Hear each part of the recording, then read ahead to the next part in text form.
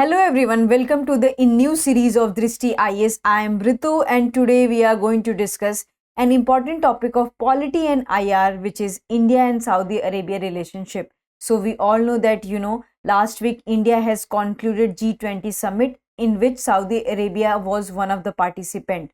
And Saudi Arabia Prince has also congratulated Prime Minister Narendra Modi for its successful completion of G20 summit, and after that he decided that he will stay back to the India, and there they had a bilateral meeting. So this is today's news and we are going to discuss what is the relationship between Saudi Arabia and India and how cordial it is. So moving to the points of discussion part. So first of all we will discuss the news, and then we are going to discuss old ties getting stronger. It means that what is the depth of India and Saudi Arabia relationship, and then we are going to discuss that pillars of relationship, that in which terms their relationship is getting stronger, and then what is the importance of MBS, which is Mohammed bin Salman, who is crown prince of Saudi Arabia, and then we will discuss practice question for prelims and mains. So moving to the news part. So we all know that Crown Prince of Saudi Arabia, who is Mohammed bin Salman, has stayed back in India, and there they had a bilateral relationship and bilateral meeting with India, and there they had discussed various economic and political issues, and there they had signed 8 agreements in which they had discussed about the hydrocarbon energy project, comprehensive energy partnership for renewable petroleum and strategic reserves, and there they had also discussed about that India, Europe and Middle East economic corridors, and there they had promised to create a joint task force of $100 billion for Saudi investment. So this is the news for today's class, and we are going to discuss further about this economic partnership and other partnership. So moving to the next slide is about old ties getting stronger. So when there is a bilateral relationship between India and Saudi Arabia, so it has been started since 1947 when India got its independence, and since then we are sharing the socio-cultural relationship between each other. And after that it got more stronger in 21st century when in 2006 the king of Saudi Arabia, who was King Abdullah, visited India, and it embarked a new kind of relationship between India and Saudi Arabia. And then in 2016 Prime Minister Narendra Modi also visited Saudi Arabia, and it got more stronger since then. And what happened in 2019, that Crown Prince of Saudi Arabia also visited India, and there they had signed Delhi Declaration, Riyadh Declaration, and in 2019 itself Prime Minister Narendra Modi also visited Riyadh, and there they had signed an agreement called the Strategic Partnership Council, where they had discussed on various economic, social and other issues. So this is about the today's Saudi Arabia and India relationship. So moving to the next slide is about pillars of the relationship. So what are the pillars of relationship? So among these pillars there is one is economic ties. So for Saudi Arabia, India is the second largest trading partner, and for India, Saudi Arabia is the fourth largest trading partner. And in the financial year 2022 to 2023, what we have seen that their bilateral trade has valued $52.76 billion, which is very huge in number. And there is a joint statement by MBS and Prime Minister Narendra Modi, and in that joint statement what they had released that both sides praised the burgeoning trade ties between each countries, and their trade has been increased by 23%. So, and overall their ties has been increased by 4.53%. So what we have seen that there's lots of increase and more cordial relationship growing between India and Saudi Arabia, and economic ties is getting more stronger. And apart from all these trade, there's a huge investment by Saudi Arabia in India, and India is also investing a lot in Saudi Arabia. Just like company Wipro, TCS, Tata are investing a lot in Saudi Arabia, and they had established stronger in that country. And Saudi Arabia is also investing in companies like FirstCry, Ola, Grofers. So in this way we can say that they are sharing very cordial relation with each other.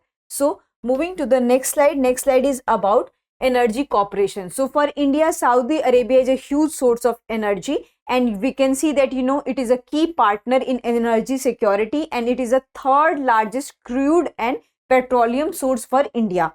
And India also import LPG sources from the Saudi Arabia, and in terms of LPG we can see that India LPG imports from Saudi Arabia stood 7.85 MMT, which is million metric tons, which is 11.2% of the total India's import. And you know, India had also imported crude oil, which is 39.5 million metric tons, which has amounted 16.7% of India's total import. So in this way, Saudi Arabia is extending its huge hand to the Energy Corporation of India.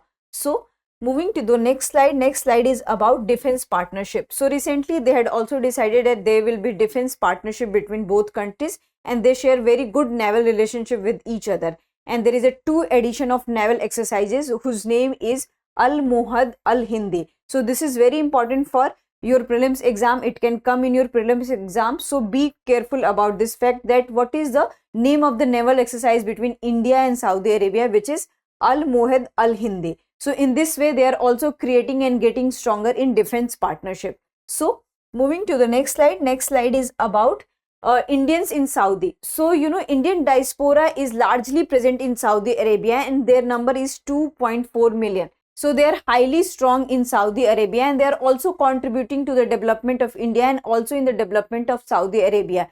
And they serve as a bridge between India and Saudi Arabia. So in this way, you know, these both countries are creating good relation with each other, and because of the diaspora, their bond is getting stronger day by day. So moving to the next slide is about importance of MBS. Who is Mohammed bin Salman? And who is Mohammed bin Salman? Mohammed bin Salman is a crown prince of Saudi Arabia. So why he is important to us, and why, you know, we are discussing about this prince? Because he is like any other prince, but there is a speciality about this prince, that you know, this prince has brought so many reformist policy in his country, and because of this he is so famous. Although there is a criticism about the prince, that you know, he was involved in the conspiracy of killing of the journalist Khashoggi, and there are many more criticism about the prince. But we should not forget that you know, he has brought few significant changes in the economy of Saudi Arabia and also in the society of Saudi Arabia. He had opened the doors for the films and operas, and also for the wrestling competition, and he had also allowed women to drive. So in this way, he is becoming so important to us, and also for the whole world community.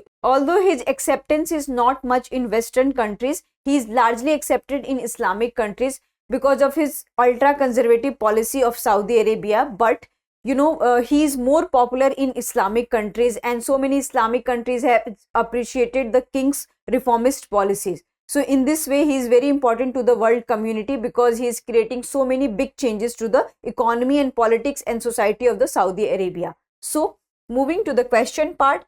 So today's question is related to Operation Kaveri. Operation Kaveri is related to evacuation of Indians from Ukraine, evacuation of Indians from Sudan, import of oil from Saudi Arabia, grain export to Gulf countries. So you have to answer this in the comment section.